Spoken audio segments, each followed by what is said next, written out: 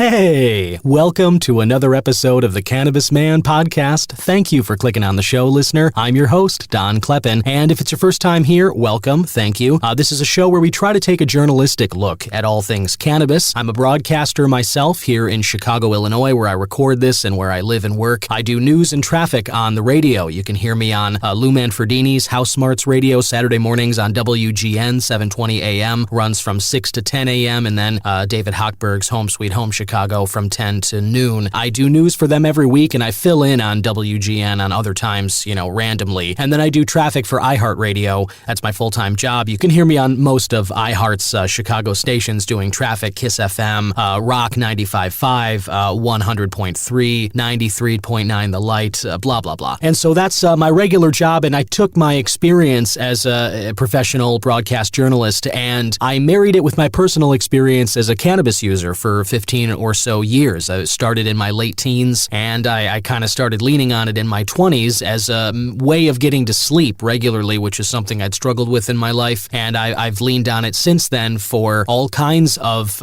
discomfort or negative quality of life symptoms or conditions or circumstances. I lean pretty heavily on cannabis for whatever unpleasantness I might be feeling, nausea, sickness, anxiety. There's any kind of condition where you might be, wishing that you were feeling something else. I tend to turn to cannabis for that. And I wanted to explore, as more people were doing research, legitimate research on cannabis as it becomes a more normalized part of our society, kind of pulling it from the criminal, seedy underbelly, this unaccepted part of society because of the reefer madness and all that propaganda we dealt with in the last century.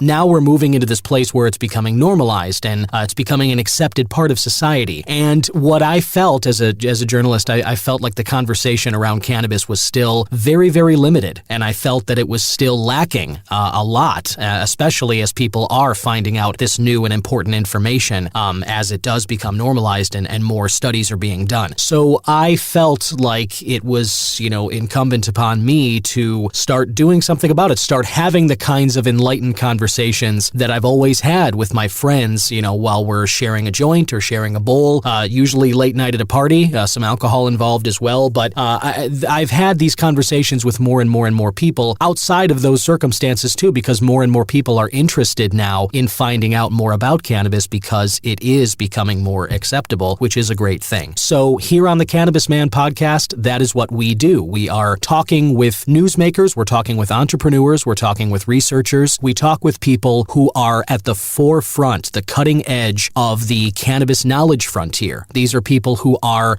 taking little steps forward and chipping away at the vast unknown that is the iceberg of what we don't know about cannabis. And I want to talk to these people, and I want to bring those interviews right to you. And I've got a great interview for you today with some masters of growing and breeding cannabis. These are two gentlemen who work at Deep Space Creations. One of them you've heard from before, Matt Ross, my very first guest on the show. He founded Deep Space Creations, sort of a master breeder, geneticist, has a lot of experience as a breeder, and he brought, at some point as he was starting the company, he brought along a young up-and-comer master grower, Ethan Stockton. And both of them have stopped by to share some of that knowledge about what makes for a good grow. If it's your first time with a home harvest and you have no idea what you're doing, these are the guys that can kind of walk you through what's important to focus on. There's a lot of information out there. Anybody who has looked into starting their own cannabis crop at home knows you go on YouTube, you can type in questions, and it's kind of a crapshoot as to the quality of that information. You might get some great people talking about some great stuff. You may get some, hucksters trying to sell you something and they really aren't giving you much good information whatsoever. And it's hard to know which direction to place your focus. What's more important? Good lights, good soil, good humidity control? What's most important for a good product, a good harvest result? And so those are the kinds of things that Matt and Ethan are talking about. They also have an event coming up this coming weekend from when I'm recording this, February 18th 18th out in Aurora, where they're going to be at Ignite Vape and Glass, and they're going to be sharing exactly this kind of knowledge with people in a new sort of activity, which they're calling Breeder Features. So if you're interested in finding out more about this, stay tuned, listen to this interview, or find out how you can get involved and check out that event, whether the one coming up in Aurora or some of these future Breeder Features. If you're interested in finding out how to grow better cannabis, or even if you're just curious as to what makes for a good product, Matt and Ethan are the guys to talk to and hear from, and you can hear more from them later in this episode. Of course, we have the News Joint Wrap. I'm going to share with you some news stories, some other events coming up in and around Illinois having to do with cannabis. I'm going to share with you my strain of the week, Lovely Sativa. You know I love those. And I've got another news story to get to, topic which I thought was worth your attention here as we roll on through this 40th episode of the Cannabis Man podcast. Here we go.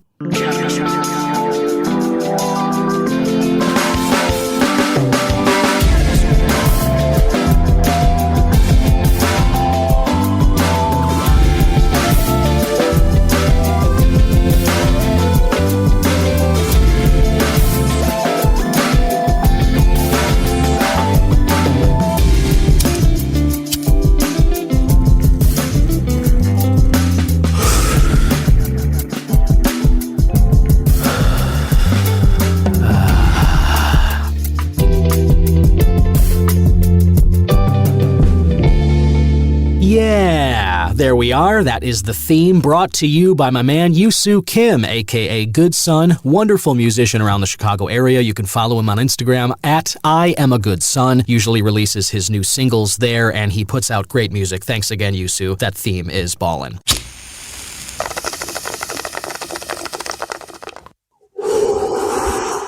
I'm Josh.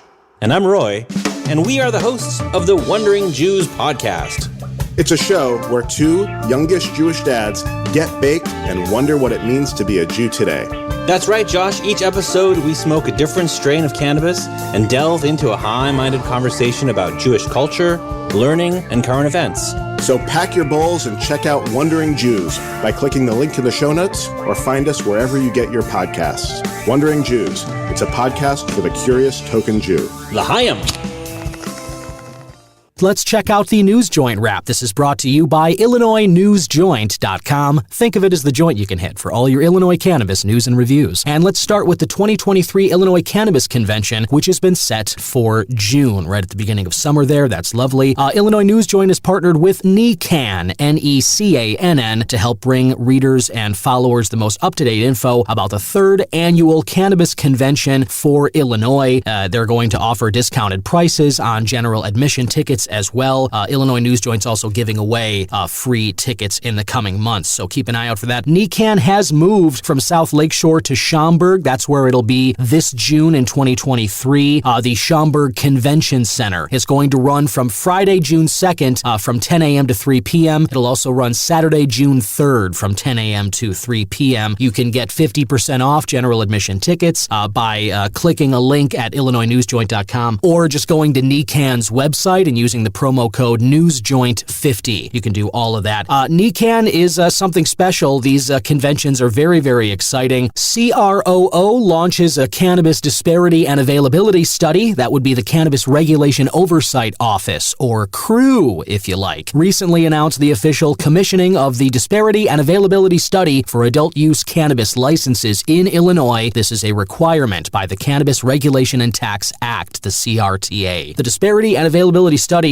starts 12 months of research. It's going to measure accessibility, whether any discrimination exists, whether it impacts entry and participation, and suggests any potential remedies for Illinois' cannabis regulation. The finished results of the report will be given to the Illinois General Assembly and Governor, and I will certainly report on this study's findings when it is made available, because it will certainly be publicized as well. The purpose, just to get a little more into it here, is to collect and analyze data. It'll report on whether any discrimination exists in the Illinois cannabis industry. And if there is a finding that it does exist, the disparity study will evaluate the impact of the discrimination on the state, its residents regarding entering and participating in the state's cannabis industry. The disparity study will also include recommendations, as I mentioned, for reducing or eliminating any identified barriers to entry. Now, that's something very exciting. I mean, I guess it depends on how much you believe, how much faith you put in the Illinois elected officials here, and totally understand if the answer is zero. Totally understand if you have no faith. But I want to say, I have been talking with some people on the show, elected officials, guys like Bob Morgan of Deerfield, who put a bill on Governor Pritzker's desk to protect Illinois employees from any negative actions their employers might take were they to test positive for cannabis, even though cannabis has been legal medicinally and adult use recreationally for some time now. There was still the ability for companies, because, private employers in the state, they could take negative action against an employee for testing positive for cannabis, even though it was legal. Bob Morgan, state representative, he filed a bill and Governor Pritzker signed it so that is no longer allowed in the state of Illinois. If you are an Illinois employee, thanks to Rep. Bob Morgan, you don't have to fear any actions taken by your employer if you test positive for cannabis. That is an accomplishment from the Illinois State Legislature. I would also like to point out the recently passed 5 sick days over the course of a year for all employees. This is part-timers, this is freelancers, this is anybody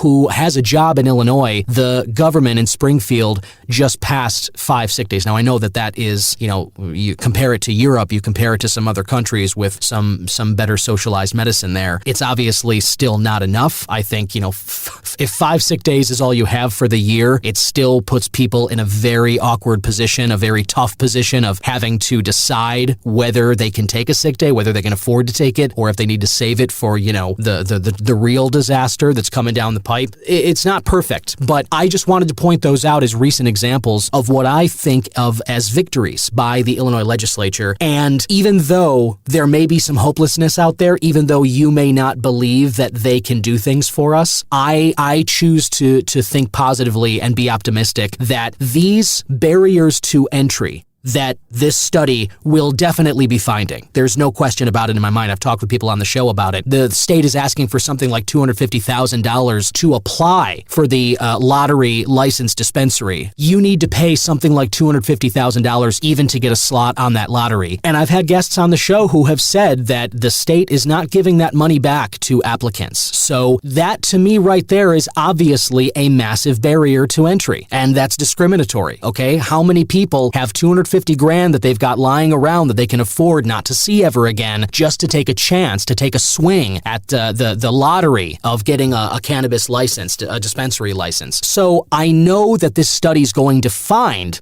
evidence of discrimination and barriers to entry. And then I believe that they will have recommendations to reduce or eliminate those identified barriers. And I believe that maybe we will see in 5-6 years, maybe less, we'll see the implementation of those suggestions, and Illinois will not be so obstructed. It will not have so many barriers to entry for different people looking to get into the cannabis industry. And Kush 21, Jacksonville, is going to host its grand opening on Friday. From when I'm recording this, that would be February 17th. A year ago, this is the final article I'll read from IllinoisNewsJoint.com here today for the News Joint wrap. But a year ago today, Washington State's longest operating cannabis dispensary retailers, Kush 21, they applied for a dispensary license in Illinois. It received its official license last Friday. This Friday, February 17th, Kush 21 is set to host a ribbon cutting for its official grand opening in Jacksonville. The ribbon cutting will be happening at 10 a.m. You can find Kush 21 at 1112 Veterans Drive next to the city's post office and Ashley Furniture in Jacksonville. It's also set to host cultivators, live music, and a food truck. The Jacksonville retail store open 8 a.m. to 9 p.m. daily. It'll be the first Kush 21 dispensary in Illinois. It's boasting 4,300 square feet of retail space, more than 1,000 products for sale. Kush 21 Jacksonville will offer a variety of deals and community-based discounts with regular updates posted at its website. You can find out more about Kush 21 and that grand opening on the 17th, as well as the other events and news stories that I mentioned. All of that is available for you all the time at IllinoisNewsJoint.com.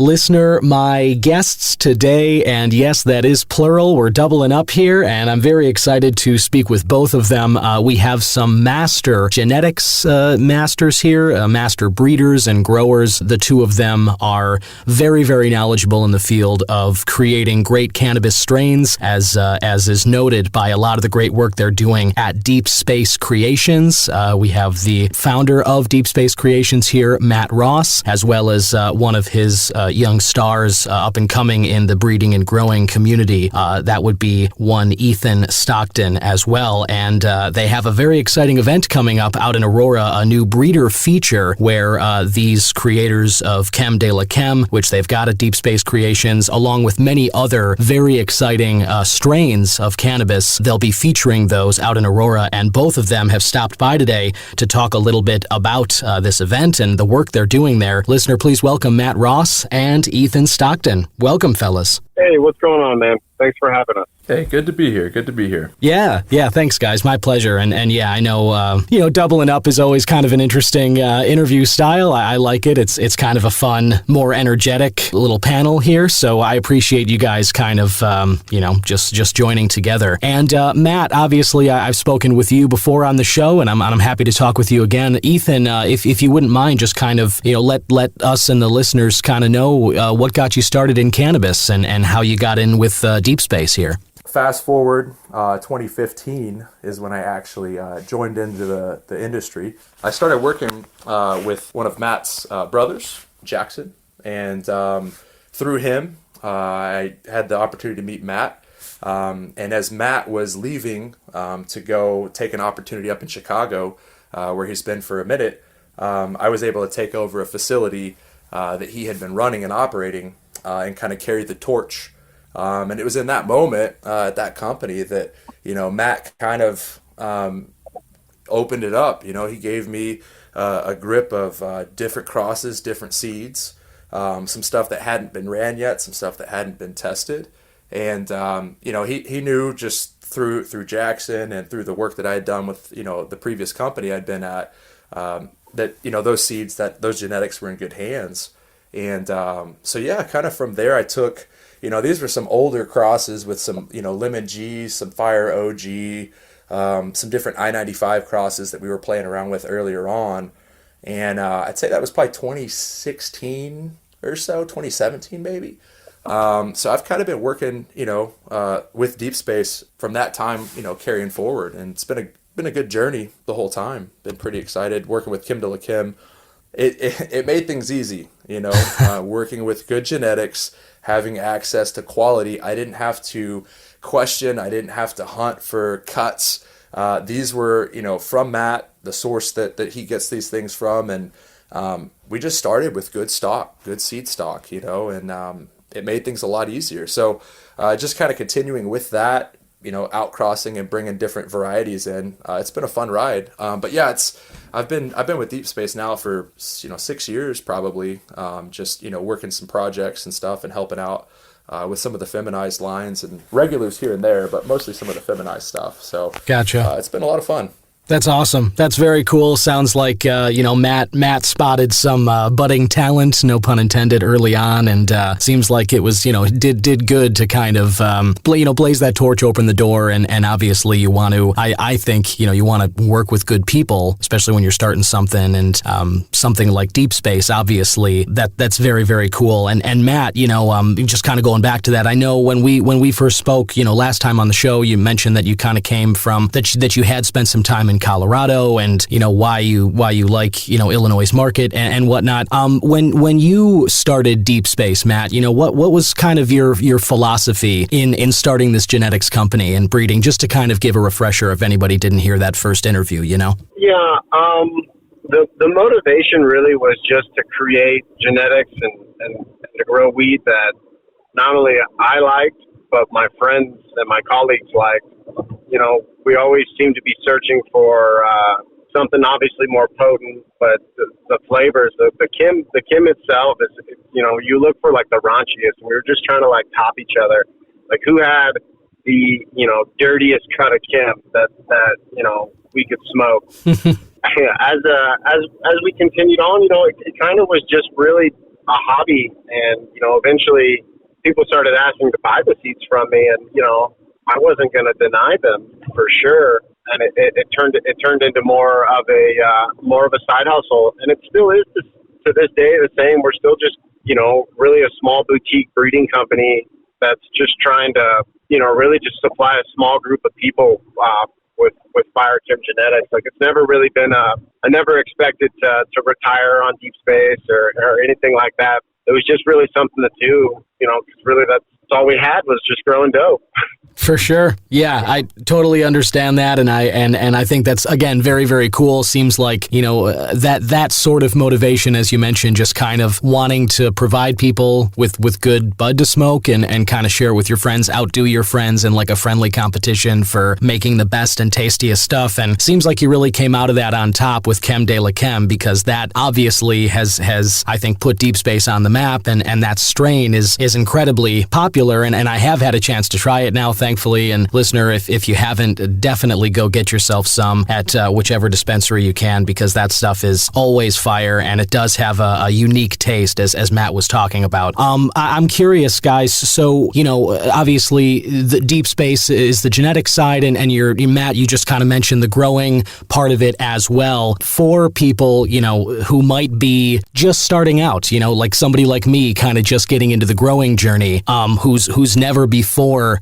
had a cannabis crop. I'm curious as to what both of you, and we can start with you, Ethan, and then if Matt, if you have anything to add, feel free. But I'm curious, what are some of the basics for a good grow, or maybe some mistakes that you can remember from early on in your own journey that you would try and advise people to maybe watch out for as they get started? What do you think, Ethan? Yeah, if you're starting, the journey as a home grower, you've got a couple decisions to make. I'd say first thing, I've seen a lot of people with really killer setups that will get going that don't have the right genetics or get cuts that are dirty. And so the first thing is finding quality genetics. There's a number of, breeders out there. There's Deep Space. There's a number. But there's also, ordering from websites and places where, I don't want to disparage anything, but, if you guys are looking to get started, the genetics is the best place. Finding a good solid connection with somebody who's grown before, who has cuts or seeds, that's going to be one of the bigger factors to look at. If you have access to good quality genetics, from there, one of the big things is just really being able to provide a consistent environment for the plants. So, being able to monitor the temperature, the humidity in the daytime with the light on, but also when the light shuts off. A lot of times we'll see humidity spikes when the temperature drops, when the lights turn off. And that's going to make it a lot harder for you to have a successful crop. One of the things that, people think a lot of the time is, well, it's weed. It'll grow like a weed.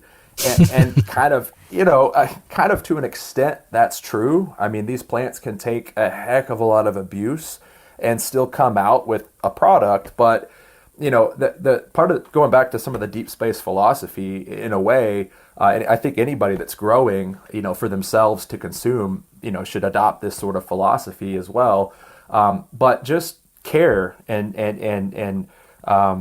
treating the plant and giving it a stress-free environment from the beginning when you pop that seed or take that cut, all the way through veg, all the way through flower.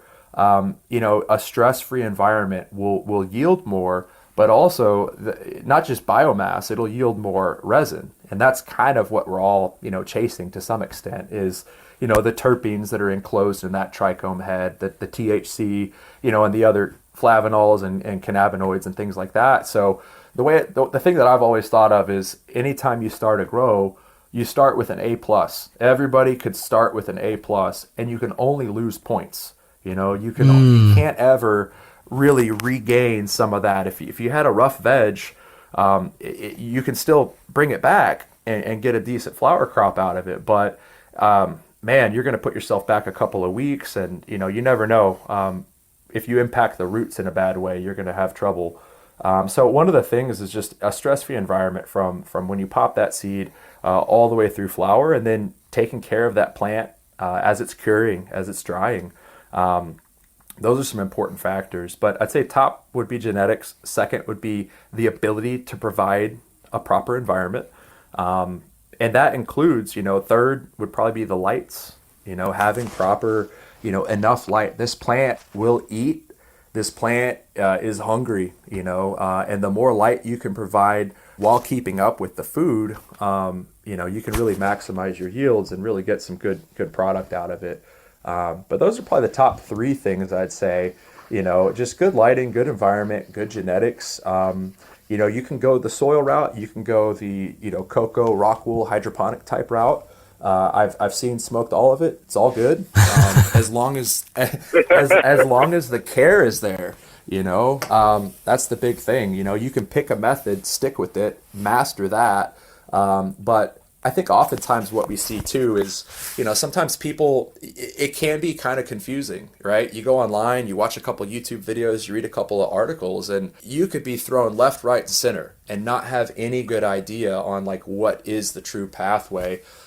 So, just finding a source of knowledge and information and just sticking with that one method, I think will go a long way. If you tinker a lot, there's so many variables that can impact how your plant grew, how it yielded, how the taste is at the end result. And so manipulating the least amount of those variables really kind of lets you know what's actually impacting positive or negative. So Sometimes we see people just try to do too much early on, but the KISS method, keep it simple, stupid, it works. It worked really well. So, that'd be my kind of take on it, I guess you could say. Yeah, good rule for life, I think, the KISS rule. And you mentioned a good point, Ethan, about the deluge of information that's out there. I think it can be overwhelming for people who don't have the experience. You go on YouTube, you try and find some stuff, and all of a sudden you got 12 different directions to go in. You don't know which one is the true north, which way you should be going. And what you just pointed out with the genetics, the consistent environment, and lighting and whatnot, I think that's great for anybody who's,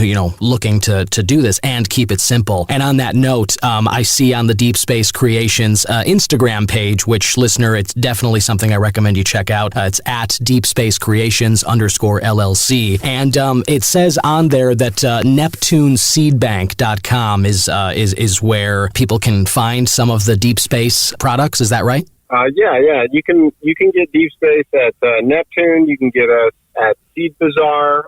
We're also on Attitude Seed Bank, which is the largest seed bank, I believe, in the world for cannabis. Gotcha. You can also email us on the header there on the Deep Space page. This coming up Saturday on the 18th, we actually have a little meet and greet that we're doing at Ignite Vape and Glass, which is in Northern Aurora.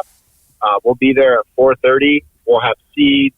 We'll have some seed pots for sale. And we'll just be there to give information if people have questions. I guess free consulting, I guess is what it's called. But that's awesome. We're just going to be shooting the shit. That's fantastic. Yeah, I see the flyer here on the Instagram page. You mentioned, Matt, that's coming up at the Aurora Cannabis Club, and that's this Saturday, the 18th, from when we're recording this now. And the free consultations, like you said, are there. And just, kind of as we're talking about, people who might be interested in finding out more about some genetics, how to go about, where to find, the good stock, and what mistakes to avoid if you're trying your first crop, or, what to focus on, some of the stuff Ethan was just talking about. It sounds like all that great information is going to be available this Saturday, February 18th, in Aurora at Ignite Vape and Glass, which is awesome. So good on you guys for getting out there. I think the breeder feature thing is really cool because it allows people it seems to me it would allow them an approachable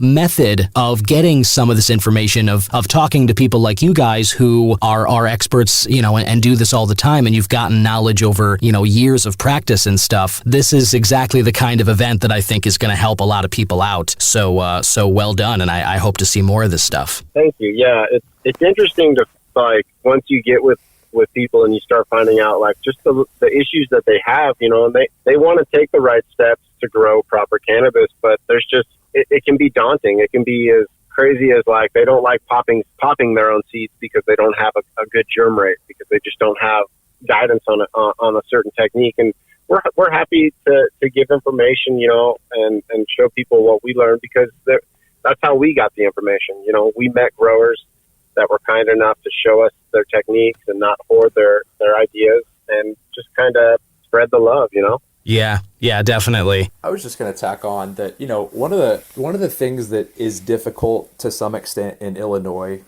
is that versus Denver, at least, one of my comparisons is Denver had so many craft grows, smaller grows, and big ones too, that there was such a community of people who could just kind of spitball ideas and talk. And the fact that the majority of us that would get together, I mean, in some of these parts in northern Denver, you can go to a bar and it's more people with badges and growers at that bar, after work than there's just, regular workers and whatnot. And so just the ability to information share, I think that kind of helped fast track, at least for me.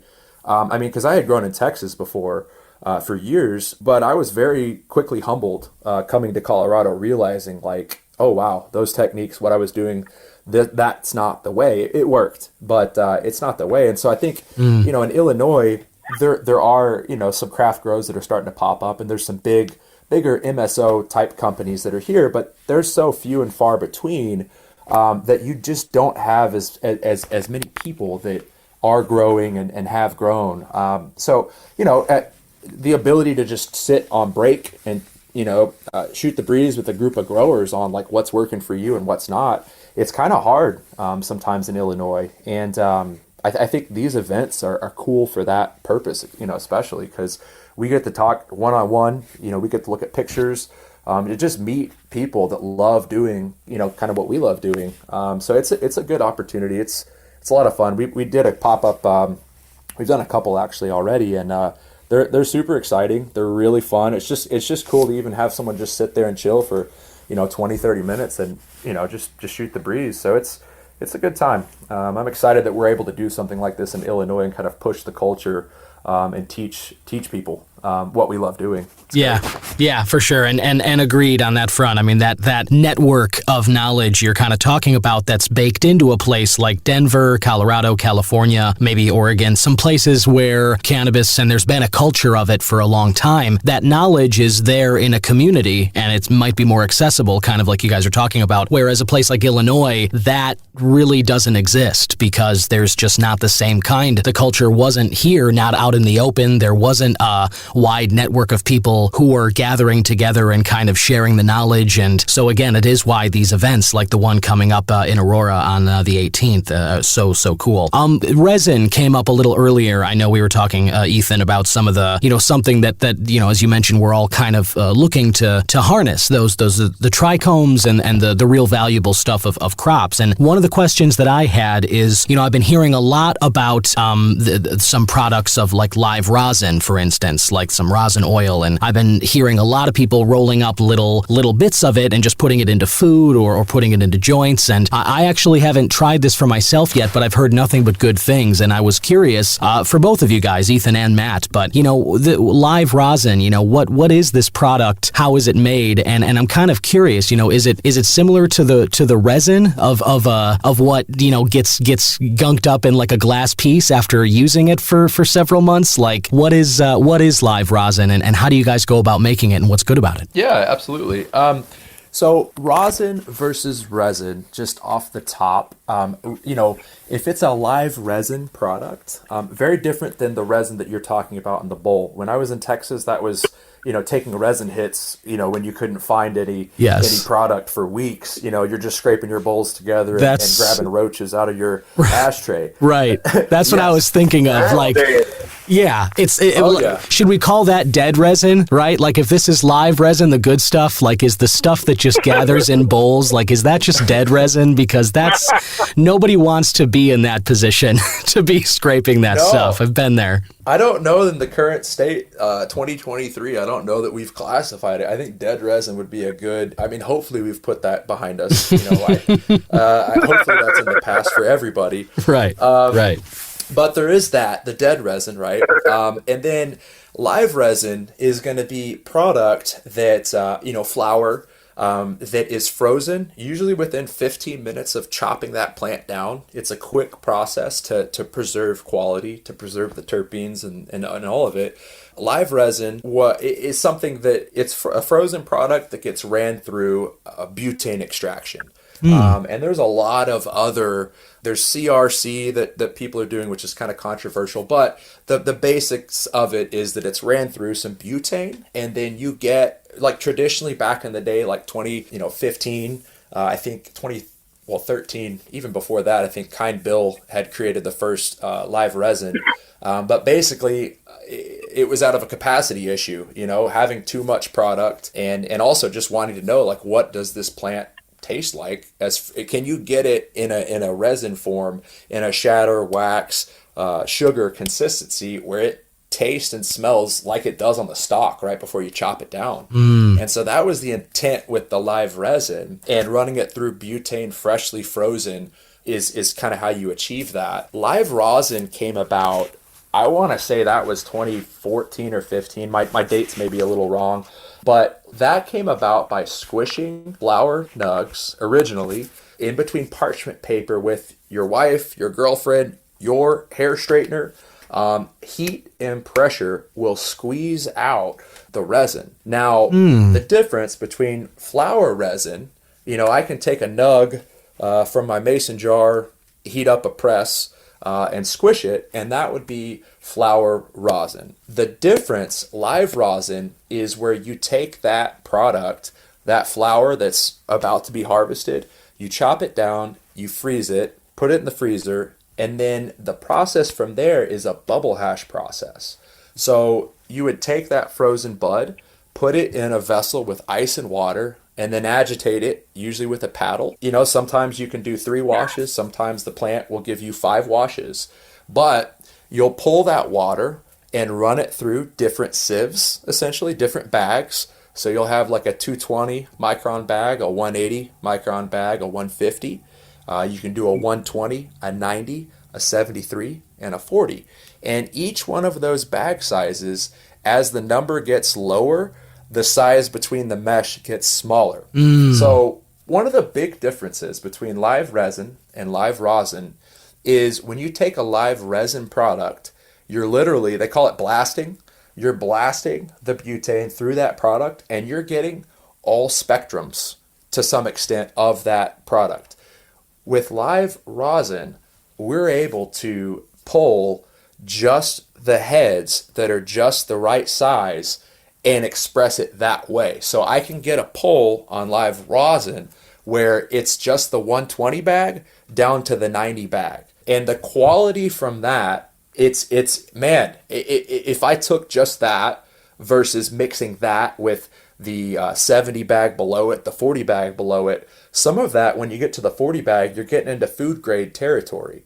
So the quality and the flavor isn't quite there. So with live rosin, we're able to separate just the best of the best and then take that bubble hash, and then we'll do the same process you would do with the flower nug where we apply heat and pressure. Now, things have moved on since 2015. We're no longer using hair straighteners.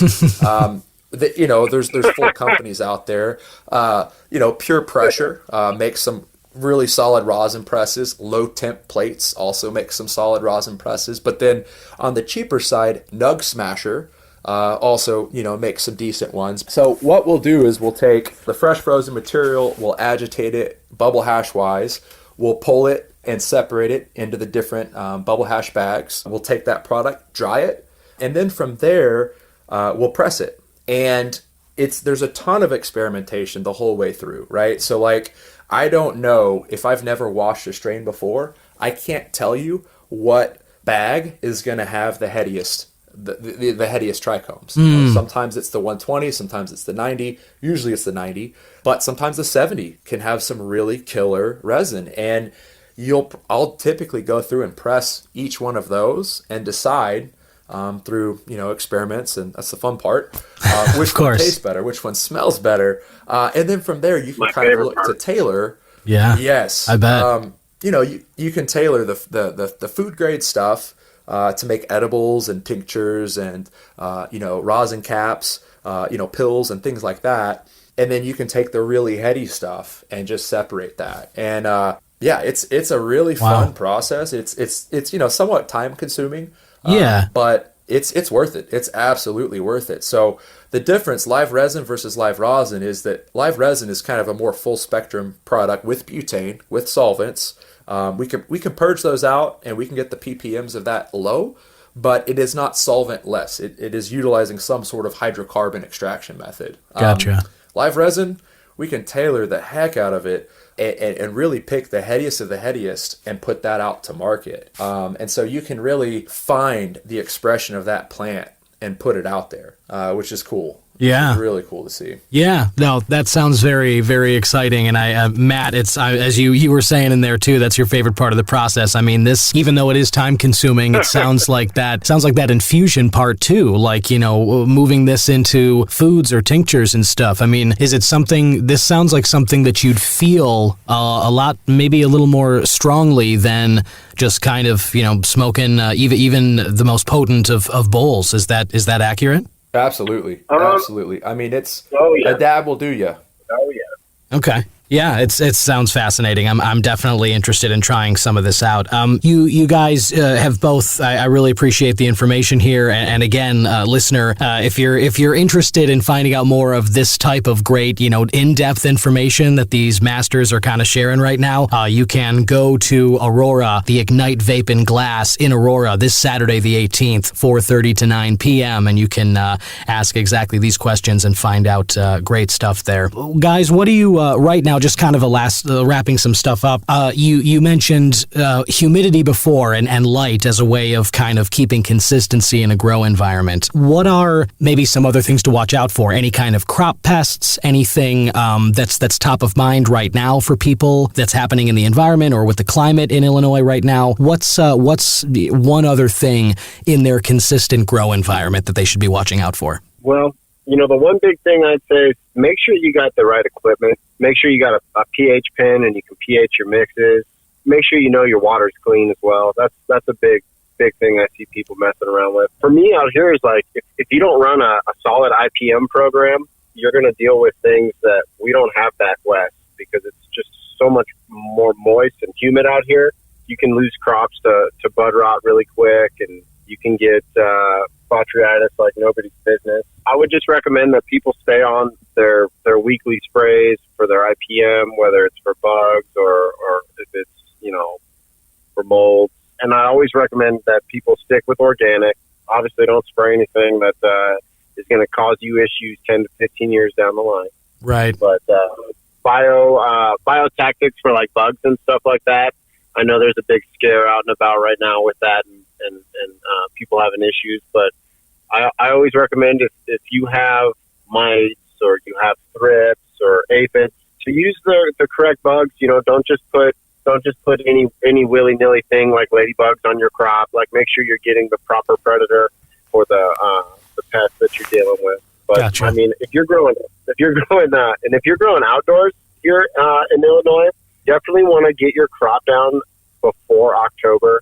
I saw too many people dealing with like caterpillars and just having some of the nastiest bud rot I've seen from outdoor. I would recommend definitely chopping, the first week of October, if not right before. Gotcha. That's a good note. Definitely the timing of the year, because obviously here in Illinois, you know, climate changes throughout the year. We all know it gets cold and stays that way for a little while. So I think that's a really great point too, is getting out ahead of it and having that sort of, you know, cutoff of time in your mind of knowing that as you move forward through the year, there is a point when it becomes a little too late to move your crop forward based on what the conditions are out there. Guys, again, thanks so much, Matt Ross and Ethan Stockton of Deep Space Creations for stopping by today. Matt already knows this, Ethan, but I like to end these things with doing some quick hits. Just some, what are your favorite, just little things like that. Are you game for this? And Matt, please feel free to jump in as well. Oh, let's do it. Let's go. Yeah. Here we go. Quick hits. Number one, I always start with, guys,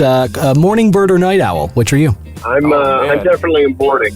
Morning bird for Matt. How about you, Ethan? I could do either, but I tend to, if I get caught up on a project, I could just keep it going into the wee hours of the night. I drink a ton of coffee, so I could be working on some project up till 2-3 a.m. easy. More of a night owl, I think. For sure. Hey, and totally understand that. I love coffee myself. Kind of rolls into another question I like to ask my guests: substance of choice. Obviously, cannabis is big for all of us, but I'm always curious if you're a coffee drinker in the morning, if you like tea, if you're a beer or wine person or hard liquor or something. What's and cannabis can be the answer, but what is something that you lean on pretty heavily day to day? Oh man, every morning gotta have a cup of coffee. There's no other way about it. And I love marrying the caffeine with the cannabis. I think it makes for a pretty even kill.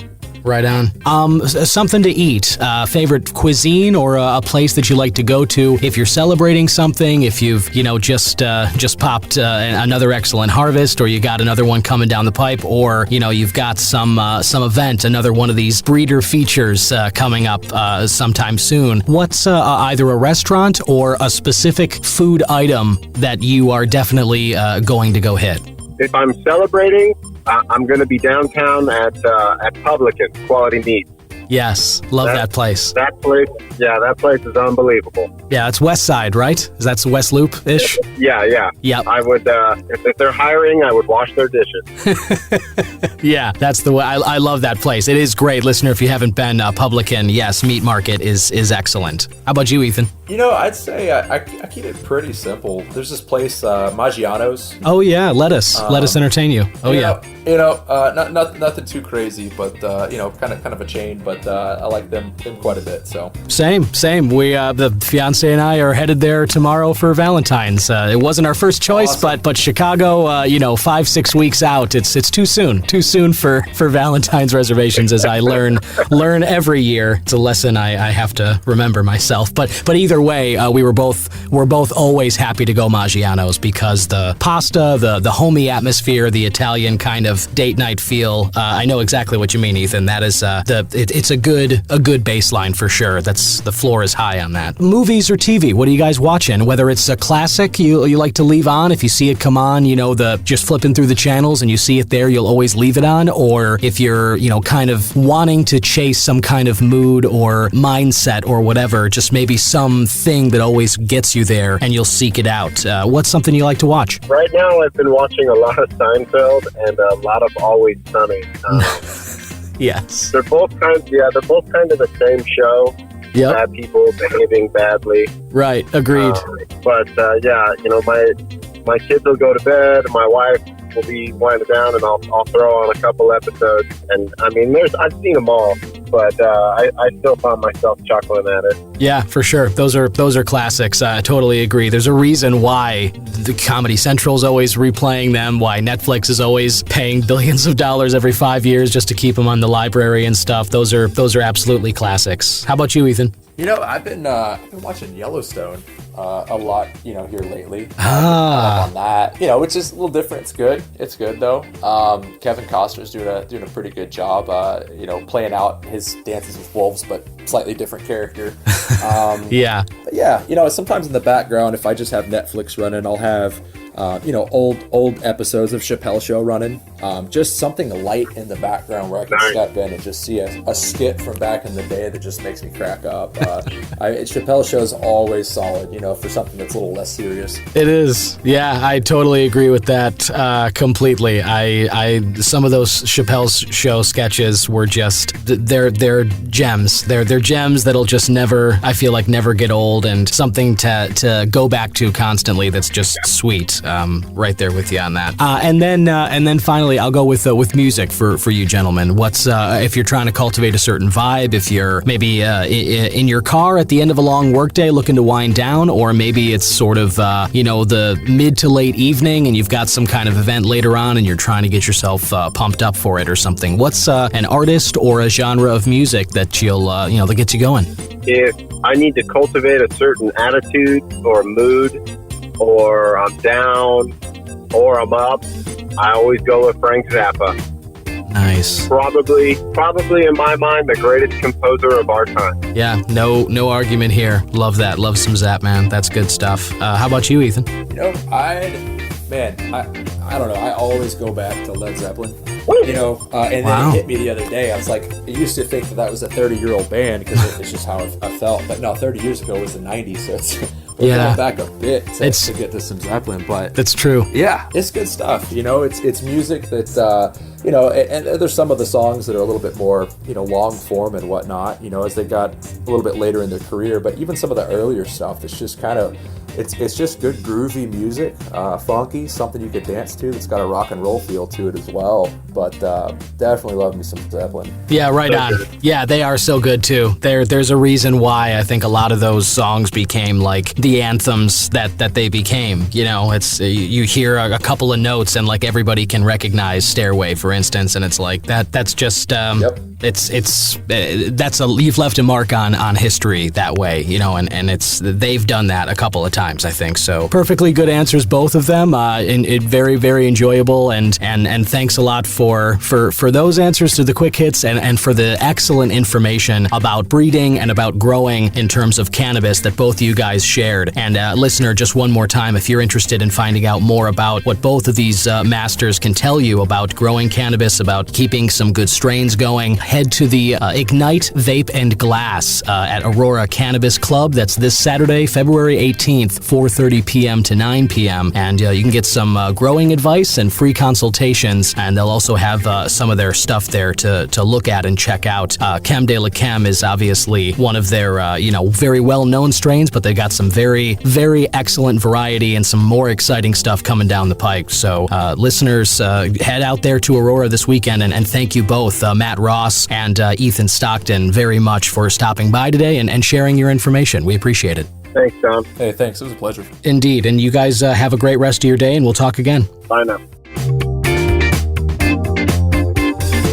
And now it's time to share with you my strain of the week. I've been brightening up my days with a lovely sativa strain from Cresco Labs. This goes by the name of Sunny Mac. It's an offspring of Alien Cookies and Colombian X Starfighter, a terpene profile mainly consisting of terpenoline, limonene, and B-caryophyllene. Got some citrus notes, lemony, orangey, that's rounded out with hints of clove and mint. The average symptom reports or experiences, rather, are heady introspective effects and leaving the user feeling happy and uplifted, and eventually a body relief sensation kind of takes over. And that's been my experience of Sunny Mac. It's a bright sativa. It's got that citrusy, lemon orange, kind of a zesty, fruity flavor, which I just adore. It's good any time of the day. The taste is refreshing, and it's a little bit of a boost. Just a couple of minutes after hitting, I found that it is that sort of cerebral, heady high more than it is a body sensation, although you do get a physical feeling, which is very pleasant. And it's just something I definitely recommend. Again, those delicious limonene and terpenoline terpenes there, and the citrusy flavor, the Alien Cookies and Colombian Starfighter. It's a great lineage there, and if you're looking to kind of get a little happy uplift during the day, pick up some Sunny Mac from Cresco Labs at your local Sunnyside dispensary. Cheers.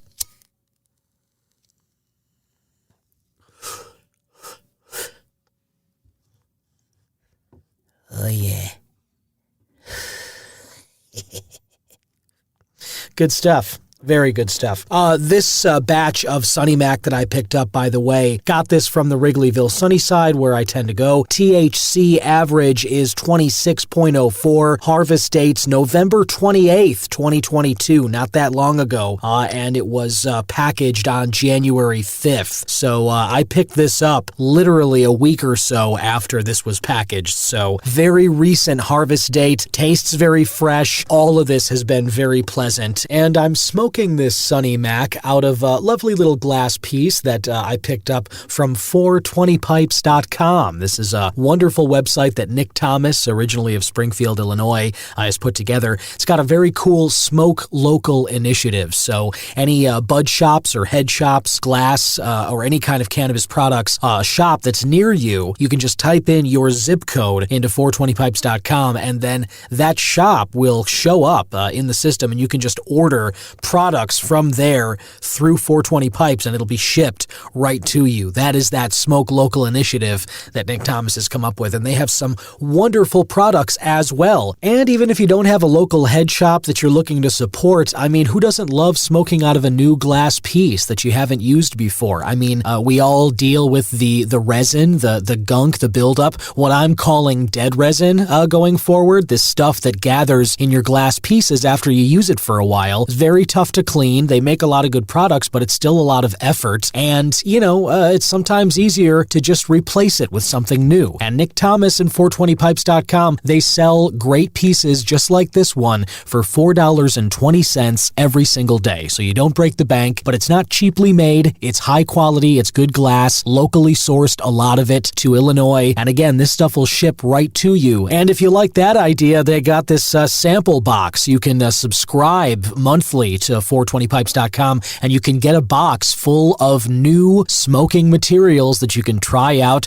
A box of goodies will show up in the mail every single month from 420pipes.com. Anything you buy from there, remember to use the promo code CannabisMan at checkout, and you can knock 10% off your cart order. That's 420pipes.com, promo code CannabisMan to knock off 10%. In 1842, the first comic book is published.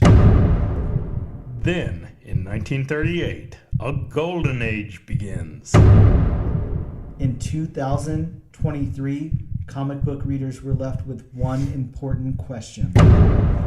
With all these new #1 comics, who will help us decide which issues to pick up and which issues to stay away from? I'm Dan. And I'm Bob.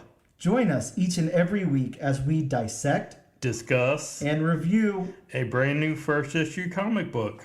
Listen to all new, all different #1 comics on Apple, Google, Overcast, Stitcher, iHeartRadio, Spotify, YouTube, or wherever you listen to podcasts. That's all new, all different #1 comics.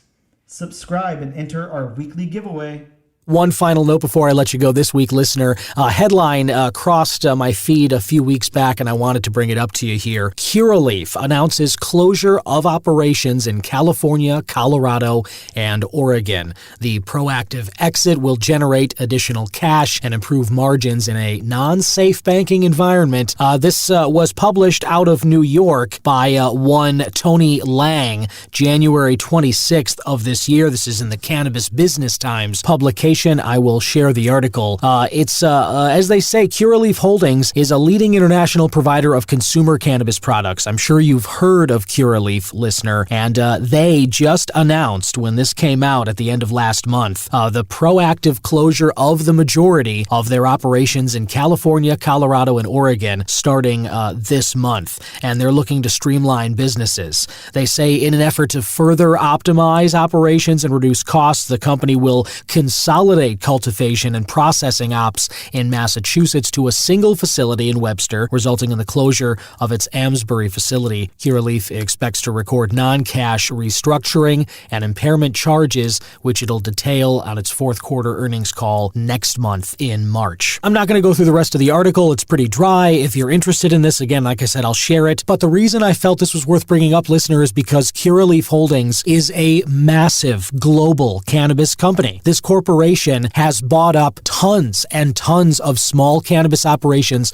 all across the country and in some other parts of the world. And the fact, in my mind, the fact that they are trying to get ahead of specifically markets in California, Colorado, and Oregon, as well as streamlining stuff in Massachusetts, the fact that they've singled out these states and that Curaleaf is looking to kind of get out of them, at least, again, the first three, California, Colorado, and Oregon, and then change some things in Massachusetts, that to me from this giant company, again, just kind of leans a little more into what I've been talking about on the show, which is that there are some state markets which just have not been doing it as well as some other ones. And that's a totally subjective term, and money made is one way of measuring this, but sustainability and long-term prosperity is another way of looking at it. And even though Colorado, California, Oregon too, they've had many good years now they're all at at a point where at least Colorado and Oregon, they're really struggling with the lack of profit margins in their legal cannabis dispensing businesses. The price point has hit the bottom for them, and there's moratorium requests on licenses. I've talked about this before.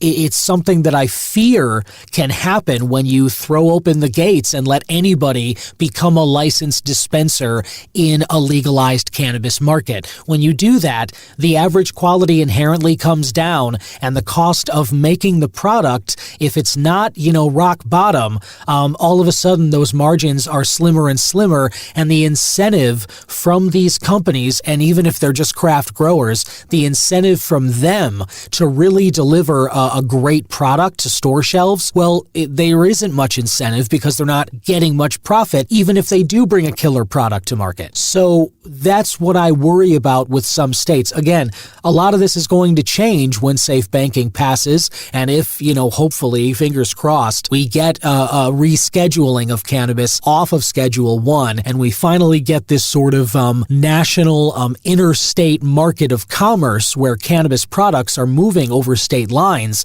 and there's sort of a federal oversight kind of a thing. When that happens, things might change, but until it does, every state's out for themselves, and the way things are going now, some states have basically done stuff, and here we are many, many years later, and some of those states are actually really backsliding into a place where I fear their legal cannabis markets may not actually be around for much longer. And I frankly don't want to see that happen in any state in the U.S. or Canada or anywhere else around the world. I'm rooting for legal cannabis. I feel we all should be. And if we're rooting for it long term, we need to see it succeed. And that is not what's happening in some states like Colorado and Oregon. So it's just something to keep an eye out for, something I thought I would bring to your attention with Curaleaf shutting down. That's a major, major company which is shutting down operations in those states. And I think that just kind of heralds a future a little bit like what I've been talking about on this show. Just something to keep in mind as other states are legalizing and as people are,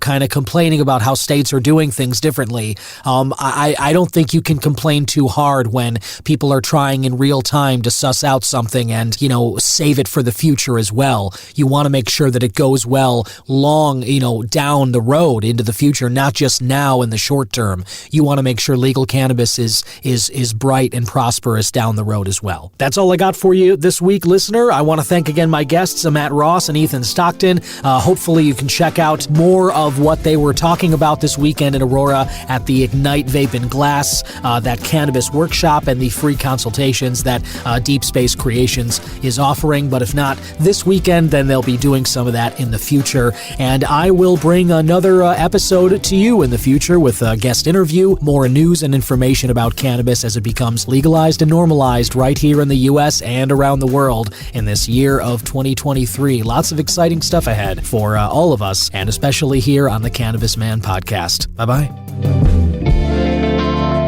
Cannabis Man is an original production of myself, Don Kleppen. Original theme music by Yusu Kim, aka Goodson. Other music by Pat Perez, and logo designed by Vorbroker Media. If you like the show, please rate, review, subscribe, and share whenever you can.